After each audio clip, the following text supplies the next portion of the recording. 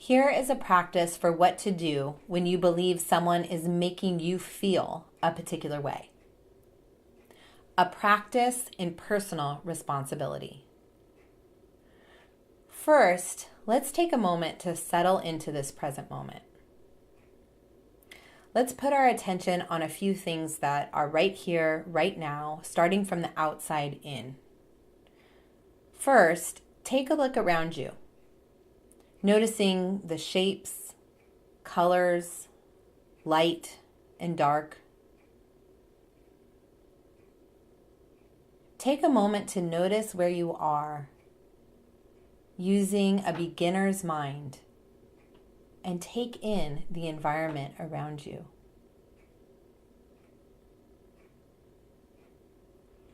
Now turn your attention towards sounds.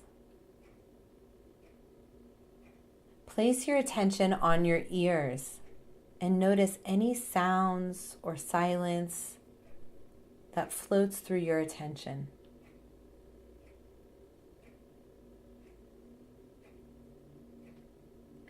Now, can you notice your body?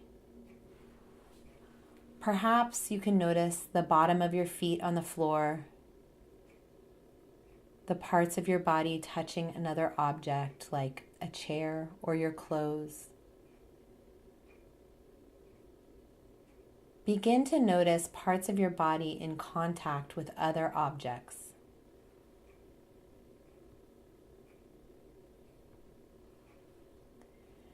And finally, bring your attention to your breath. You don't need to alter or change your breath. Simply notice that you are breathing in and out. Notice the quality and length of your breath, knowing there is no way that your breath is supposed to be in this moment. And just allow your breath to flow, however it is occurring right now.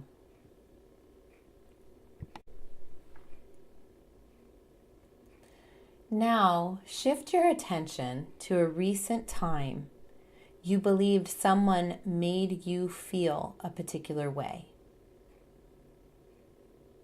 It could be that you were annoyed waiting in a line or sitting in traffic, or perhaps you had an argument with a loved one.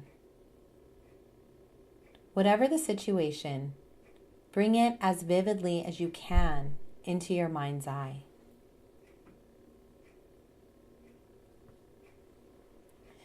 Now pay careful attention.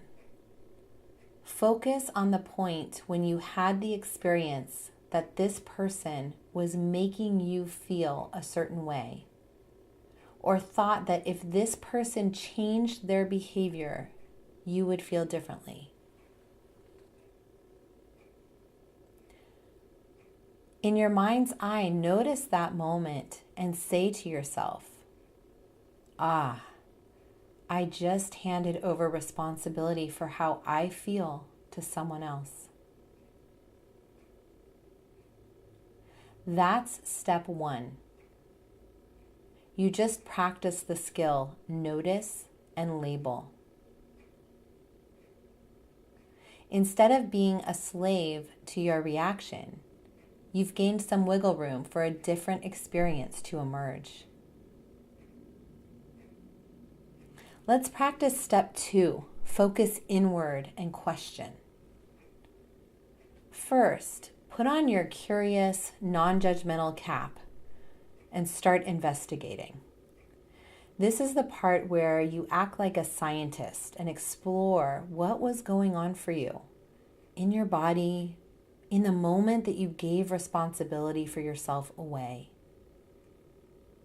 If you'd like to pause here and give yourself some time to reflect or write, please do so. Some questions you can ask are, what am I feeling in my body as I am recalling this moment? What emotion am I feeling? What about this situation made me uncomfortable? What interpretation am I having of others' behavior in this situation? Are there other possible perspectives here? Another helpful practice during step 2 is to write out just the facts on one side of a paper and your interpretations, opinions, and evaluations of the facts on the other side of the paper.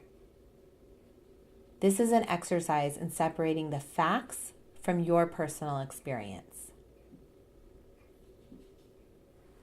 You may decide to pause here and spend some more time on step 2. It is important to understand your experience with some clarity before you are able to move on to step 3, identify your needs and respond. Given your new, more complete understanding of the experience by completing step 2, you can now ask yourself what you needed in that moment. A helpful way of asking can be, given everything as it was in that moment, and given that I cannot change others' behaviors, what did I need? You can ask yourself, how may I have responded to myself if I were able to attend to my needs and take care of myself in that moment? Now, your job is to listen. Give yourself the space to hear about your needs.